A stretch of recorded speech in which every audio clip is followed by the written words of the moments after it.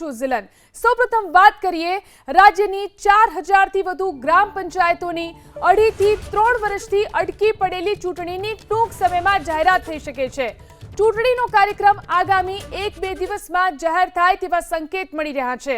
આ તરફ ચૂંટણી યોજવાની જેની જવાબદારી છે તે ચૂંટણી આયોગે તૈયારીઓનો ધમધમાટ શરૂ કરી દીધો છે। રાજ્ય ચૂંટણી આયોગે આજે સાંજે 4 વાગે તૈયારીઓની સમીક્ષાને લઈ તમામ જિલ્લા કલેક્ટરો સાથે વિડિયો કોન્ફરન્સ યોજાશે, જેમાં પંચાયતોની ચૂંટણીને લઈને ચર્ચા કરવામાં આવશે। આજની સમીક્ષા બેઠક બાદ આવનારા 1-2 દિવસમાં ચૂંટણીનો કાર્યક્રમ જાહેર કરવામાં આવશે। ગ્રામ પંચાયતોની ચૂંટણી રાજકીય પક્ષોના ચૂંટણી ચિહ્ન વગર લડાતી હોય છે, એટલે કે પ્રત્યક્ષપણે આ ચૂંટણીમાં રાજકીય પક્ષોને ઉતારવાનું રહેતું નથી। આ વિશે વધુ જાણકારી મેળવી અમારા સંવાદદાતા હિરેન રાજગુરુ આપણી સાથે લાઈવ જોડાયા છે। જી હિરેન, ગ્રામ પંચાયતોની ચૂંટણીનો કાર્યક્રમ કઈ રીતનો રહી શકે છે અને આજે જે બેઠક મળવા જઈ રહી છે તેમાં કયા ચર્ચાના મુદ્દા હશે તેને લઈને? ઝિલન, ગઈકાલે 27મી મેના રોજ જે ગ્રામ પંચાયતોની ચૂંટણી યોજાવાની છે તેની આખરી મતદાર યાદી પ્રસિદ્ધ કરી દેવામાં આવી છે।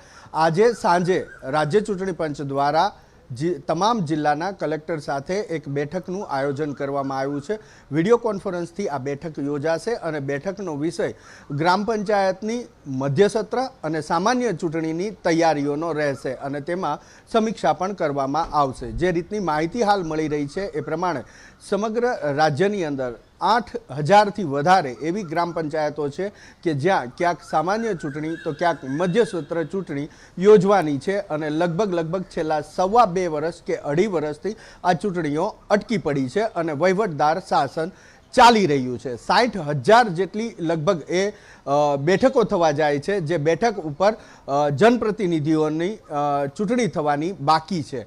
આજે ચૂંટણી જાહેર થઈ શકે છે અથવા તો આવતીકાલે આ ગ્રામ પંચાયતોની ચૂંટણી જાહેર થઈ શકે છે અને જે પ્રમાણે હાલ આયોજન ચાલી રહ્યું છે અને જે પ્રમાણે હાલ માહિતી મળી રહી છે એ પ્રમાણે વિધાનસભાની 2 બેઠકોની પેટા ચૂંટણીનું મતદાન 19મી તારીખે થવાનું છે, વિસાવદર અને કડી।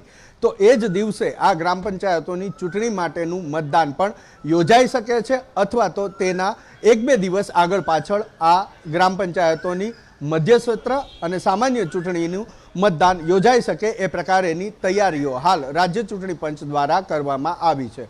રાજ્ય ચૂંટણી પંચની તૈયારી પહેલેથી જ એ રીતના ચાલી રહી હતી કે જૂન મહિનાને પહેલા પખવાડિયા આસપાસ આ ચૂંટણી યોજાય અને એના માટે પ્રાથમિક મતદાર યાદી પ્રસિદ્ધ કરવામાં આવી અને ત્યારબાદ જે અનામતનું રોટેશન હોય છે એ રોટેશન જાહેર કરવાની સૂચના પણ કલેક્ટરને આપવામાં આવી હતી અને એ મુજબ જિલ્લા કલેક્ટર દ્વારા એ રોટેશન પણ જાહેર કરી દેવામાં આવ્યું છે। મહત્વપૂર્ણ બાબત કે 27% અનામત બેઠકોને લઈ અને આ ચૂંટણી ક્યાંક અટકી પડી હતી અને વહીવટદાર શાસન હતું। જો કે હવે તે સરકારે અહેવાલ સ્વીકાર્યા બાદ એ 27% ઓબીસી અનામતની કોટા પણ ફાળવી દેવામાં આવ્યો છે, એ રોટેશન પણ નક્કી કરી દેવામાં આવ્યું છે અને એના આધારે ગઈકાલે જ એ આખરી મતદાર યાદી પણ પ્રસિદ્ધ કરી દેવામાં આવી। આજે વિડીયો કોન્ફરન્સ તમામ કલેક્ટર્સ સાથે રાજ્ય ચૂંટણી પંચ યોજશે અને એ બાદ આજે અથવા તો આવતીકાલે આ ગ્રામ પંચાયતોની અટકી પડેલી ચૂંટણીની જાહેરાત થઈ શકે છે। પેટા ચૂંટણી 2 બેઠકોની તેની સાથે અથવા તો